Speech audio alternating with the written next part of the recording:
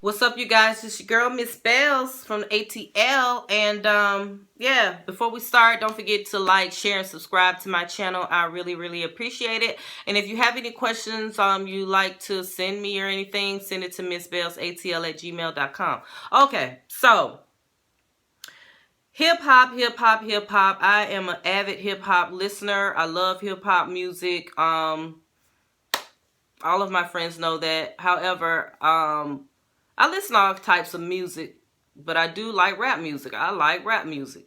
So, you know, I watched this show called Everyday Struggle. I'm sure a lot of you guys have seen it or watch it. And it's pretty entertaining watching Joe Budden and DJ Akademiks go back and forth on that show and giving their opinions on just hot topics involving hip hop and, you know, just other random stuff, random hot topics and anything like that. So, you know, I've been watching the show now for a few weeks, and I don't know, it's like the dynamic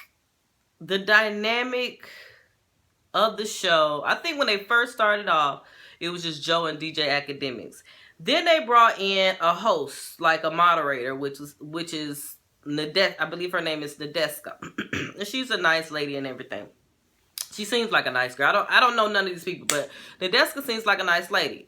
So just watching the dynamic of all three of them on this show, and, you know, with them, not only when it's just them, you know, going back and forth about stuff, but then even when they have guests, like, you know, they've had Wale on there, 2 Chainz has been on there, and most recently, SZA has been on there, and also most recently Vic Mensa.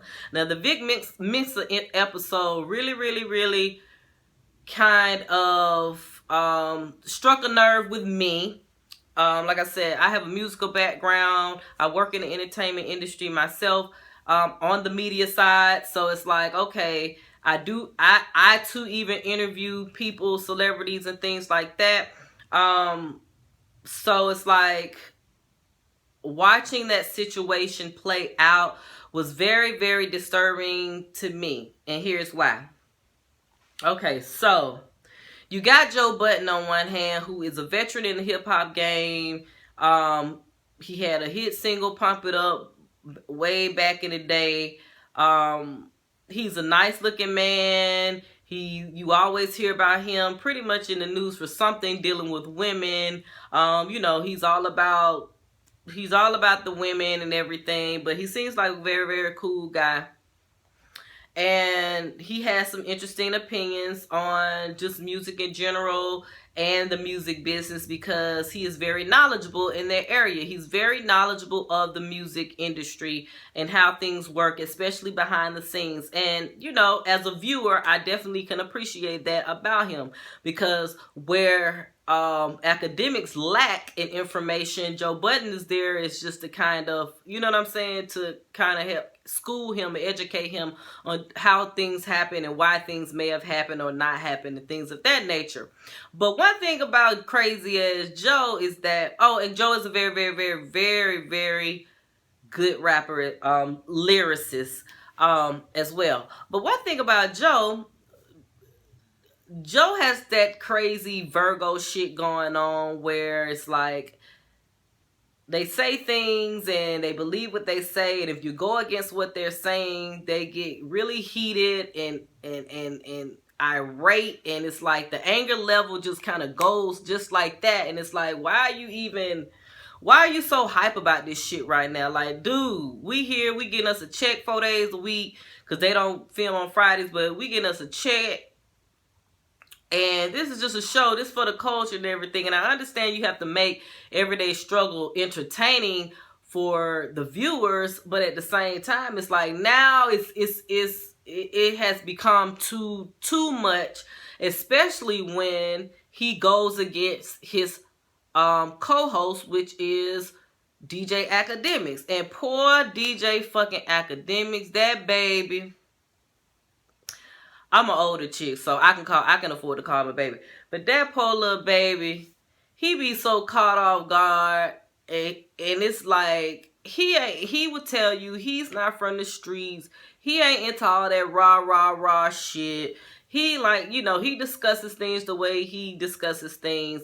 He is a little bit long-winded. He do stutter a little bit. But I think that will get better with time. I mean, the more and more he does this and interview people and things like that, he's going to be better. He's definitely going to be much better. But it's like, I kind of like feel sorry for him because he be put in these situations unexpectedly, and it's like he don't have that type of backbone to really put a nigga in check, basically, is what I'm saying. He don't have that type of backbone to put a nigga in check. And it's like, as a person who watched the show, I be sitting over here sometime like, damn, if you could just say this back to that motherfucker, like, excuse my curse and everything, but if you could just say this back to that motherfucker, man, hey, put their ass in check. Tell them to back the fuck up off you, man. Sometimes some people would do it. Some people will raise their voice at you and try to punk you out one time. Then they'll do it twice, and then they do it 3 times, because at this point, by the time they get to that second or third time, they pretty much already figured out you ain't gonna do shit. You know what I'm saying? They think you ain't gonna do shit back to them. You ain't gonna say shit back to them. But when it comes to those circumstances, catch them motherfuckers off guard. Yeah, if they call you a bitch, call them a bitch back. You know what I'm saying? Let them know, like, hey, I ain't no motherfucking punk. You know what I'm saying? You're not about to punk me on live motherfucking television, because I think this shit come on TV. But you're not about to punk me. Millions of people are watching this show. You know what I'm saying?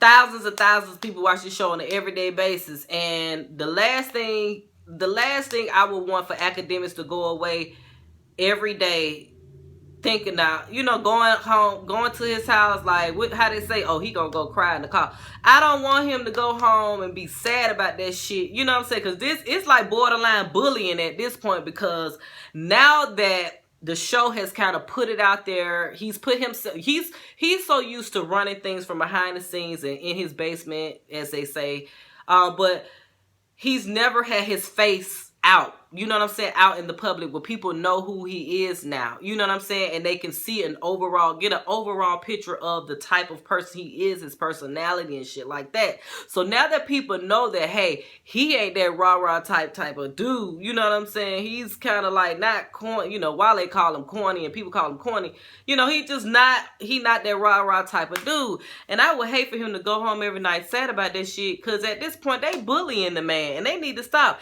And if I was motherfucking, and the fact that Complex is allowing this to continue to happen, that says that Complex does not really give too much thought about these niggas for real. You know what I mean? They're thinking about the viewership, you know what I'm saying, which collects advertising dollars and all of that type of stuff that's involved with that. That's what they're thinking about. But it's like, if this stuff happened in any other workplace. Okay, I was interrupted. But yeah, so it's strange to me that, but I don't know what goes on at Complex. I like Complex. I really do. Even though, like Joe said, sometimes they talk about the same people over and over again. But hey, that's what they want to do. That's what they want to do. But yeah, at this point, it's like, I don't want to see Akademiks be bullied, and it's kind of bullying at this point. And if I'm an employee of a company, if I go to HR, or if HR sees some things happening in my department or with my manager or whatever the case may be, or with a fellow employee of mine, somebody needs to come in and intervene and let us talk about it and mediate through this thing and figure out how we can get to a point where we can work well together. It's like seeing Joe Budden snap on this nigga, talk loud to this nigga. And I understand Joe is from that whole NYC, New Jersey area, and they are very aggressive. They're like that, you know what I'm saying? And if you don't have tough skin talking to them, it can really, make you feel some type of way. But at the same time, it's like, come on now, even Joe, you grown, you older than, you way older than this dude Akademiks. Come on now, you should, at this point, you should know how to handle yourself as a grown ass man, and should know when you need to take a few steps back, because the shit just don't be right. You be this shit, I mean, sometimes it be funny, but sometimes that shit, it's at the point now where the shit ain't really funny no more, because it's really making Joe Budden look crazier and crazier, and it's making Akademiks just look like a fucking pussy, man. And I don't want that dude to look like no motherfucking pussy. You know what I'm saying? It's hell no. Because I'd be like, ugh. That last episode with Vic Mensa got on there, and Vic Mensa, it's okay to express how you feel. He told that nigga he called Akademiks a bitch. He told him he don't like the fact that he don't like how he use negativity, like in the Chicago drill scene and everything, use all of that negativity and showcase deaths and shootings and stuff that go on in his city, and use that to help Akademiks platform, you know what I mean, and help his platform grow or whatever. He's like, I just don't, he let him know he didn't appreciate that, but he did not have to call that man a bitch. And the minute somebody called me a motherfucking bitch, call me out my name, I'm gonna snap on their ass. But if you know how to read a motherfucker and snap on a motherfucker, but still keep it real, professional and everything, you don't necessarily have to use no curse words and, you know what I'm saying, derogatory terms and everything. It's a way to snap back at a person, you know what I mean, and doing it in a professional manner. And I just wish that Akademiks knew how to do that. I just wish that he would take up for himself sometime and tell them niggas, look, y'all ain't finna call me up. And when he called him a bitch, he didn't say nothing to them. He didn't say nothing to Vic Mensa. He didn't say, look now, we gonna keep this professional. We gonna keep this a cool conversation, but do not call me on my motherfucking name. That's all he could have said to the dude. Just do not call me on my motherfucking name. I ain't no motherfucking bitch. You know what I'm saying? And come on now, people will respect Akademiks a little bit more if he just know how to, if he knew how to express that, to verbally express that, but he do not. And I just wish, man, that he would just stand up for himself. So, because I don't know, I was reading somewhere where he is on a 6-month contract term with Complex and this show Everyday Struggle.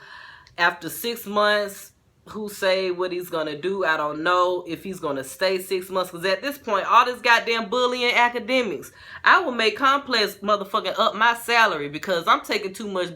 You taking too many hits on this show. You know what I'm saying? To be making the money that you motherfucking making. This shit starting to fuck with you emotionally. I'm sure this shit stress you out, because you got to go home and figure out why they doing this to me. How can I combat it? How can I figure out how to, you know what I mean, dissolve it? You know what I'm saying? Like, it's too much at this point. They owe you some more motherfucking money at this point, Akademiks.